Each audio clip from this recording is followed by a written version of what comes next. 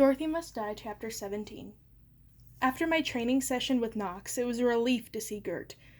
I didn't know what she had in store for me, but I had a feeling it wouldn't involve having to hit anyone.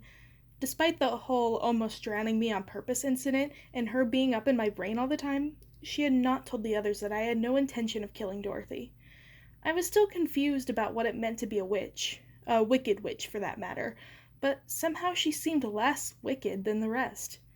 Maybe it was stupid Stockholm Syndrome and that thing that people get when they start liking their captors. But didn't feel like I was a captive when I was with Gert. Gert's room was like an old-fashioned apothecary, with a wall of glass jars filled with a million different liquids, big canisters heaping with I don't know what, and plants and herbs I didn't recognize. The light was dim but warm and cozy too. I couldn't figure out where it was coming from, although there were candles crowding almost every surface. None of them were lit. Her walls were covered with some kind of white gold, which farther intensified the glow. In the corner leaned a broom made out of wood so dark it was almost black, with long thorny bristles. I reached out to touch it, but drew my hand back when Gert spoke sharply. "You're not ready for that, dear," she warned. I looked at her, but she smiled like it was no big deal and began to bustle around the cave. "Amy," Gert said, "I know this is all new. I know you're scared." She walked over to a shelf and absent-mindedly plucked a jar down before glancing at it, shaking her head to herself and placing it back on its spot. "But we need you," she said, "and I have faith in you. And now, for your first lesson, I like to think of this project as my little get-rich-quick scheme." She giggled at her own joke. She sat down on a stool on one side of a big wooden table in the middle of the room and indicated that I should follow suit. Every inch of its surface was covered with candles, and as she looked down at them, they began to light, one by one. Gert's face glowed in the light that she made. She smiled a secret, satisfied little smile, then clapped her hands, and they all went out. "Your turn now," she said. "How?" I asked. I was confused. She hadn't taught me anything yet. Wasn't I supposed to say a spell or wave a wand or brew up something with Eye of Newt? From what Knox said and from what I've seen so far, magic only looked easy. It took concentration and practice and time. Gert waved her hand in the air, and as she did, sparks trailed behind it like tiny crackling fireflies. "Think of magic like electricity in your world," she said. "In Oz, it's all around you. It flows through the ground and the sky and the water. It keeps Oz alive. In most places, there's not nearly as much as there used to be, but it's still there." "Okay," I said. It sort of made sense, but not really. "To use it," she went on, "you just need to know how to find it. You need to gather it up and tell it what to do. It's just unstable energy. Magic always wants to be something different from what it already is. It wants to change. That's what makes it magic. And that's what makes lighting a candle the simplest bit of magic you can do. You can take the energy and tell it what to be. In this case, heat. It always wants to be something different from what it already is. Now that makes sense to me. It reminded me of myself. I frowned at the candles. I stretched out my fingers and moved them through the still, slightly damp air around me, trying to get back in that place Knox had taken me to, that tingly, warm feeling. Nothing. "You have to want it," Gert said. "Do you want it?" "Of course I want it," I said. I did, didn't I? I passed my stiff palm over the candles. Again, nothing happened. The wicks remained completely flame-free. "Do you really, child?" "Why wouldn't I? Forget about what you're supposed to do. Just do what comes naturally to you." I slumped over. "I hate to break it to you," I said, "but none of this comes naturally to me."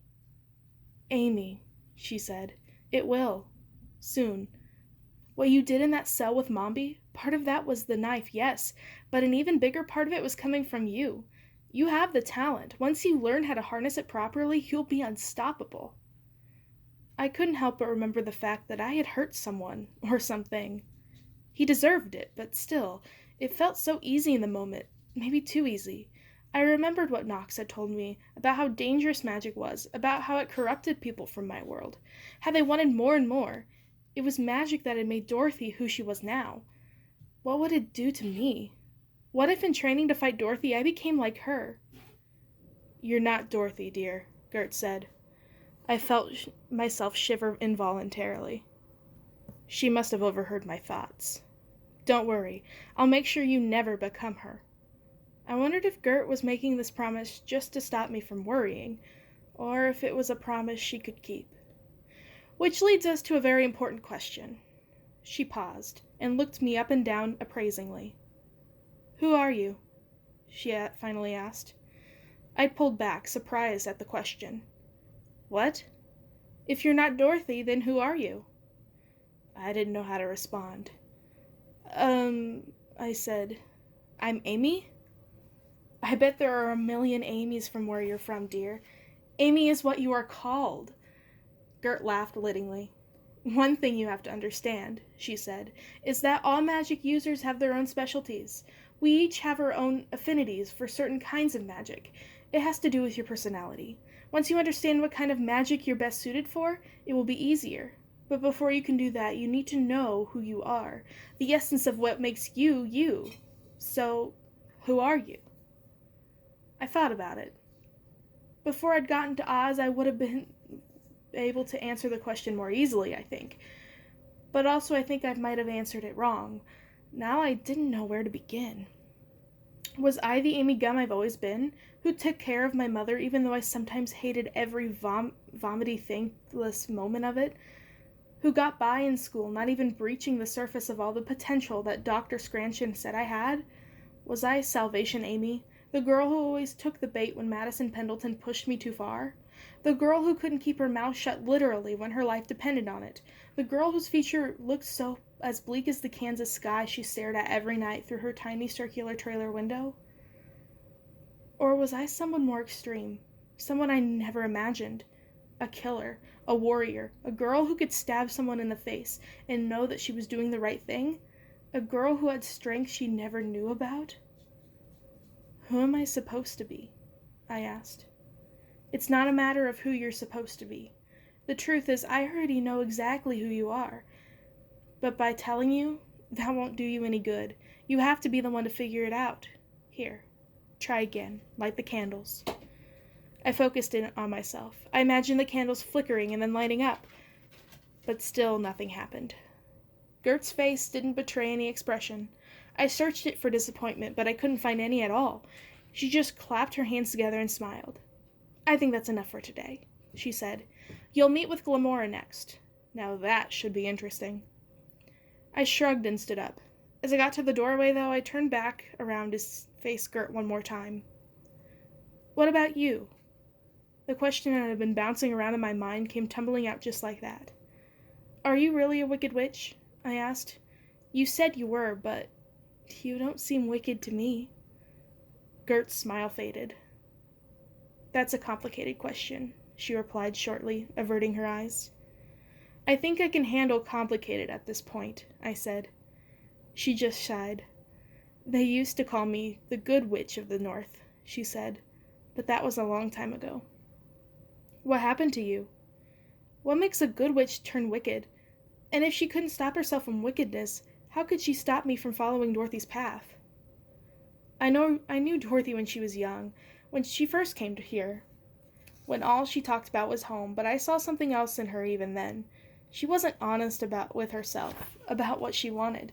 She said she wanted home, but she also wanted recognition. She wanted the world to sit up and recognize what she'd done. She couldn't get that in her world, so she came back to ours. But here she was living in the shadow of Ozma. So she neutralized Ozma and took the reins herself. But even that wasn't enough for her. She wanted more. I want things too. You want things to be right. There may be a boy you want to kiss, or maybe your mother to get better, but you don't have what she has. More wanting then would fill the Kansas of yours, I imagine. What if you're wrong? I asked quietly.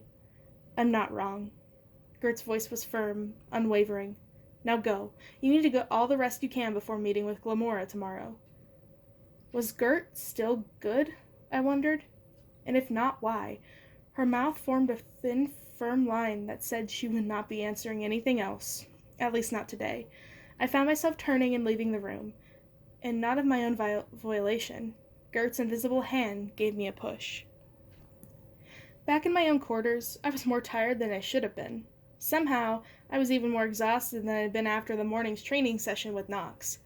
By the time I'd finished wolfing down the bowl of tasteless green gruel that had materialized in my room, I was so exhausted that instead of bothering to take my clothes off, I collapsed into the bed, still dressed.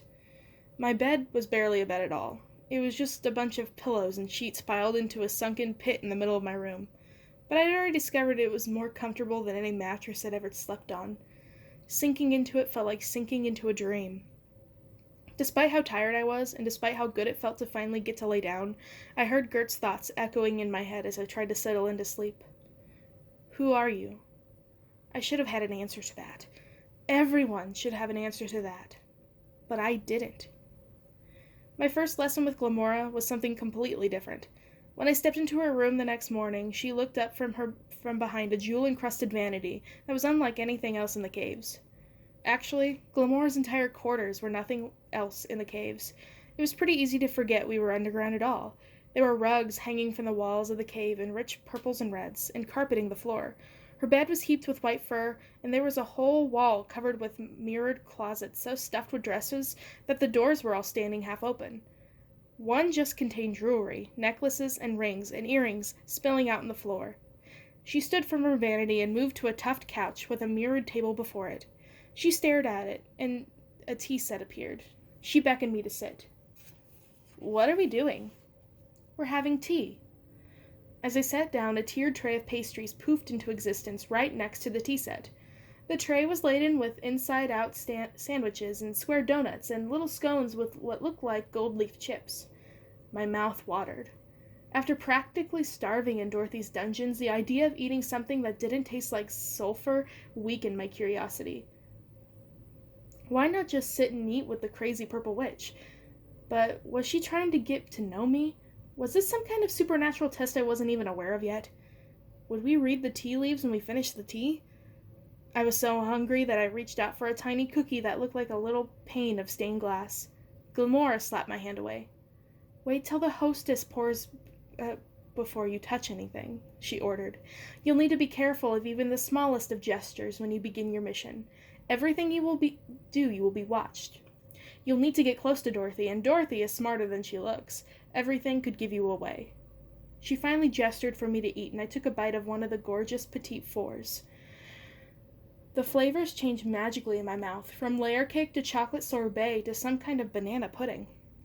This all came news to me. No one had told me the plan yet. So I'm going to be going, undercover or something? I asked, my mouth still full of pastry.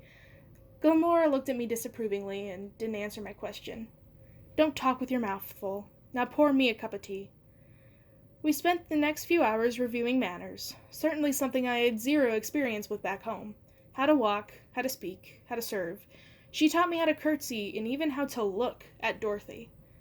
While the lesson with Gert had been full of conversation, almost like hanging out with a friend, Glamora was all business, barely even pausing on one topic before she'd moved on to the next. By the time it was over, my head was swimming with what felt like useless information. And there was going to be a lot more where that came from. As I was leaving, she handed me a stack of books. Architecture, art, etiquette, and a couple of novels. Everyone in Oz under the age of 200 has read these. We'll discuss them all next time. She sat back down in her vanity and turned away from me, toward the mirror. Her hairbrush picked itself up and began brushing her hair. What was I going to do? Challenge Dorothy to trivia? Bore her to death? All of these? I asked incredulously. It would take me at least a month to read half of what she'd given me. You'll manage, Glamora said. And one more thing. I don't think you like me very much, and I know you don't trust me.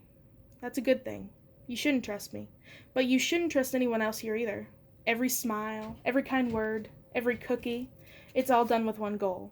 And that's a dead princess. I know that, I said defiantly. What's your point? My point is that in Dorothy's world, words like good and wicked are meaningless, Glamora replied.